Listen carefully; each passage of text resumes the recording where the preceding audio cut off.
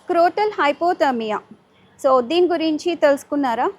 మీరు వినే ఉంటారు కొంతమంది వినకపోయి ఉండొచ్చు. ఈరోజు నేను చెప్తాను.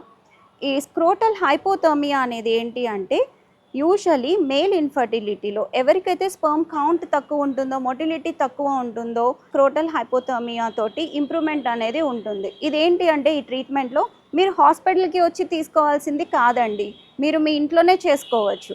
సో ఇక్కడ ఏంటి అంటే, డైలీ రెగ్యులర్గా నైట్ మీరు ఐస్ ప్యాక్స్ తీసుకొని స్క్రోటమ్కి అప్లై చేయాలి. దీనివల్ల ఏంటి అంటే, ఎక్స్టర్నల్గా టెంపరేచర్, ఆ కూలింగ్ ఎఫెక్ట్కి స్పర్మ్ ప్రొడక్షన్ అనేది కొంచెం మంచిగా ఉంటుంది. ఈవెన్ మొటిలిటీ కూడా ఇంప్రూవ్మెంట్ ఉంటుంది. ఇన్ కేస్ ఐస్ ప్యాక్స్ లేకపోతే ఒక టబ్లో కూల్ వాటర్ తీసుకొని అందులో కూర్చోవాలి.